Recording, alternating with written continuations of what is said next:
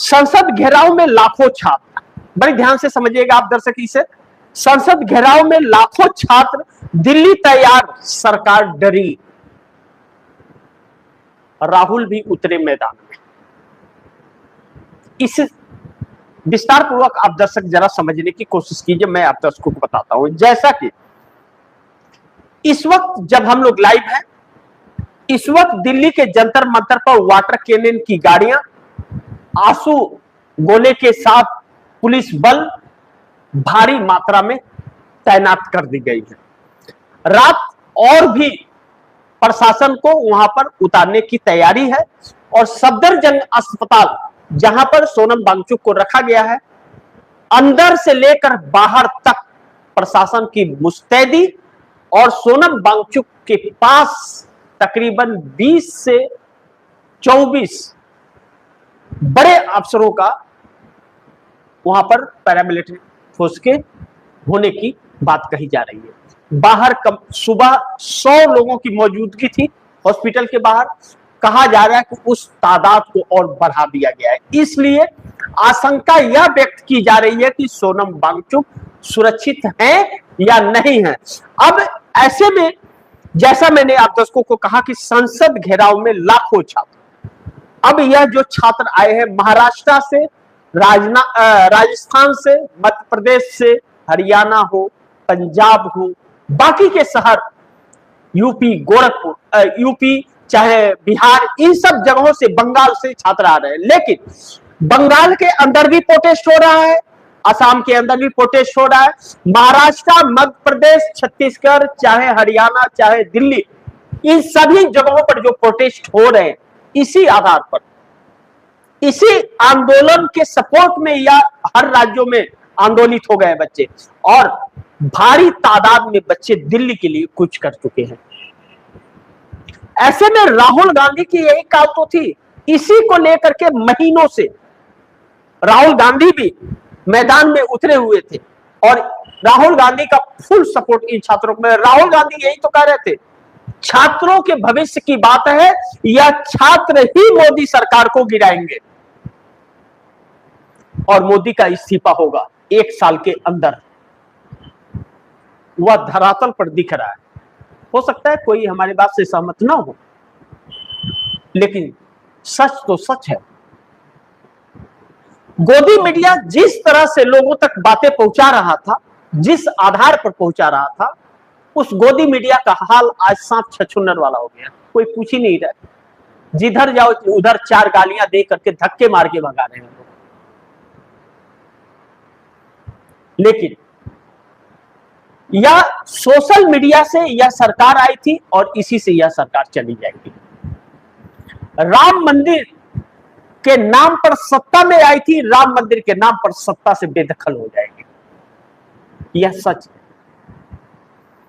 और जब भारतीय जनता पार्टी के नेताओं के बच्चे घर से बगावत करके इसमें आ जाए तो सोच लीजिए कि बच्चों की जमीर जग रही है।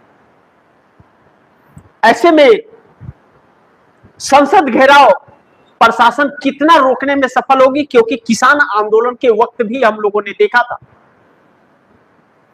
कि उसे रोकने की कोशिश अगर न रोका गया होता तो वह जाकर के घूम करके अपना प्रदर्शन करके चले आए होते, लेकिन रोकने की कोशिश ने 13 महीना तक दिल्ली की सड़कों पर सरकार के खिलाफ आंदोलन को जन्म दे दिया।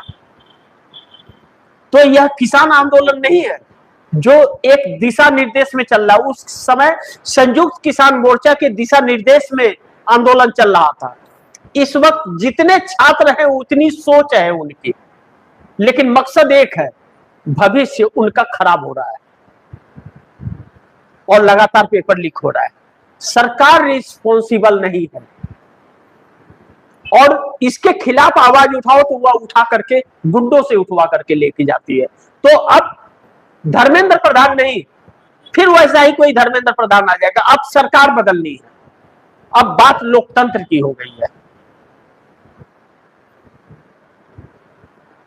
तो जब बात लोकतंत्र की हो गई है तो मोदी सरकार मुश्किल में फंस गई है। इसलिए दिल्ली घेराव, लाखों छात्र, अब उन्होंने एक अपना सिद्धांत बना लिया है कि हमें अब संसद घेराव करके इस सरकार को उखाड़ फेंकना है। अब सवाल यह उठता है कि लाखों छात्र हैं, दिल्ली तैयार है, प्रशासन, दिल्ली तैयार का मतलब प्रशासन, सरकार तैयार है या सरकार डरी हुई है? सरकार के तरफ से एक भी किसी नेता का कोई बयान या टिप्पणी आया? क्यों?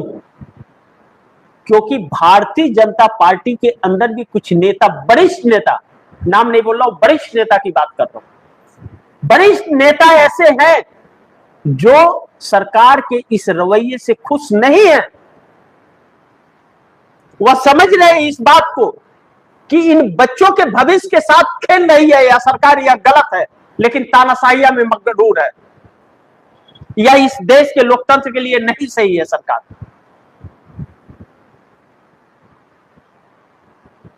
और बच्चे उन्हीं के बच्चे प्रोटेस्ट में, घर में लड़ाई झगड़ा करके आ रहे हैं। जिस तरह से एक लड़की का वायरल हो रहा है, कल देर रात जब वह आई थी प्रोटेस्ट में और उसने कैमरे पे कहा, मास्क लगा कर कहा, हमें तो डबल लड़ाई लड़नी पड़ रही है, हम किस हालात में हैं? घर में पूरा परिवार भारतीय जनता पार्टी का नेता है और हम लोगों के भविष्य के साथ में खेला जा रहा है।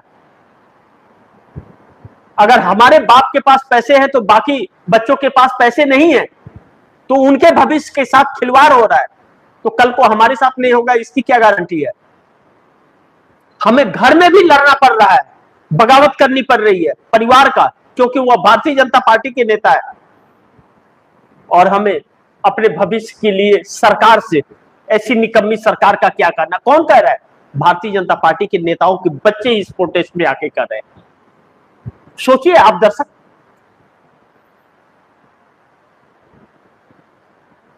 जब यह सोच आ जाती है तो सरकार भी हिलती है।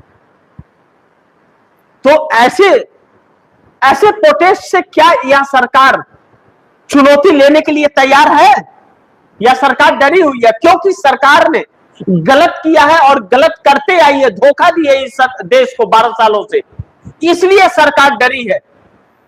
4 महीने से राहुल गांधी इस प्रोटेस्ट को कर रहे थे। राजस्थान के कोटा से लाइव हुआ था जब छात्रों का संवाद, तो मैंने आप दर्शकों को दिखाया था लाइव। देहरादून के भी प्रोटेस्ट को मैंने आप दर्शकों को लाइव दिखाया, पिछले कार्यक्रम में जाकर के आप दर्शक देख सकते हैं। अब देहरादून के 5 लाख बच्चों के रजिस्ट्रेशन के बाद बाकी जगहों पर सोचिए क्या हालात होंगे। और लगातार यूथ कांग्रेस और कांग्रेस का छात्र संगठन NSUI कर रहा है प्रोटेस्ट, लेकिन सिर्फ कांग्रेस नहीं कर रही है, पूरा श्रेय हम कांग्रेस को दे तो बेहतर नहीं है, क्योंकि समाज सेवा करने वाले लोग भी प्रोटेस्ट कर रहे हैं और बच्चे और शिक्षक भी अपने अपने ढंग से, अपने अपनी क्षमता के अनुसार, कभी लखनऊ तो कभी पटना तो कभी महाराष्ट्र तो कभी कहीं वह प्रोटेस्ट कर रहे हैं अपनी क्षमता के अनुसार। लेकिन इस देश की दलाल मीडिया ने उन छात्रों के उस दर्द को कभी भी अपने स्क्रीन पर नहीं दिखाया, ब्लैकआउट कर दिया। और आज जंतर मंतर पर विश्व की, दुनिया की मीडिया आकर के खड़ी है और पूरी दुनिया में इस प्रोटेस्ट का ब्रेकिंग चल रहा है। लेकिन अभी भी हमारे देश की गोदी मीडिया पैरों में घुंघरू पहन करके और इस छिपाने का, लिपापोती करने का भरपूर कार्य कर रही है। यही सच्चाई है।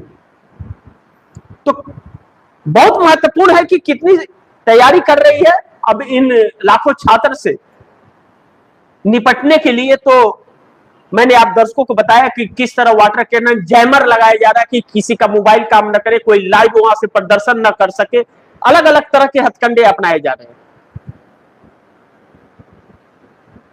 और सब पर निगरानी रखी जा रही है। कौन किस पर भारी पड़ेगा यह भी पता चल जाएगा। लेकिन अब वक्त आ गया है इस सरकार से सवाल पूछने का। और सरकार के लिए चुनौती इनके लोग भी अब बनने जा रहे हैं।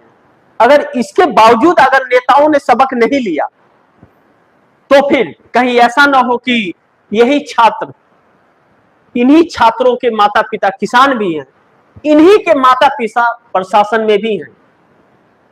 मोदी के घर का या बाकियों के घर के लोग नहीं है प्रशासन में, इन्हीं छात्रों के माता पिता हैं, किसान भी हैं और प्रशासन में अधिकारी भी हैं। तो सरकार सोचे कि यह भारत है या पाकिस्तान नहीं है।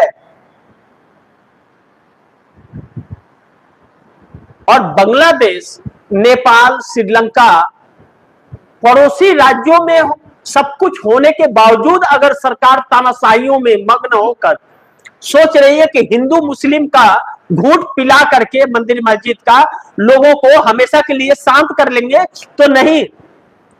सब्र का बांध बहुत मोटा है हमारे देश में, हमारे देश का, क्योंकि लोकतंत्र जो बनाया गया, स्थापित किया गया, उसकी जड़ें मोटी है। तो इस सरकार को समझ लेना चाहिए, वह बांध जब टूटता है, मुख्य द्वार जब उसका फटता है, तो उसमें पता नहीं कितने लोग समा जाते हैं। मोदी जैसे की हैसियत क्या है, वह दिन भी संविधान निर्माताओं ने या इस दिन की कल्पना नहीं की थी। आने वाली कई पीढ़ियों को, कई बार मैंने आप दर्शकों को वह पूरे लेखा जोखा के साथ, आंकड़ों के साथ मैंने बताया है, आने वाली कई पीढ़ियों को इस सरकार ने गुलाम बना दिया है। 244 लाख करोड़ रुपए का कर्ज लेकर, लेकिन 244 लाख करोड़ में 1 लाख करोड़ का भी यह हिसाब नहीं दे सकती कि इस देश की जनता या छात्रों के लिए इसने कुछ किया है। ऐसी सरकार के लिए इस देश के ही कुछ लोग और पढ़े लिखे लोग अंधभक्ति में इसके लीन हैं अभी भी, और अलग अलग जगहों पर जाकर के लोगों को टोल करते हैं। उन्हें शर्म तक नहीं आती कि उनके बच्चे भी इस प्रोटेस्ट में शामिल हो रहे हैं। अगर थोड़ी भी शर्म हो तो चुल्लू भर पानी में डूब मरे ऐसे लोग। यह दिन भी देखना इस देश को बाकी था। कभी संविधान निर्माताओं ने यह नहीं देखा, और उन संविधान निर्माताओं ने ही उन्हें भी अंधभक्त होने का लाइसेंस दिया कि आपको अधिकार है अंधभक्त होने का भी।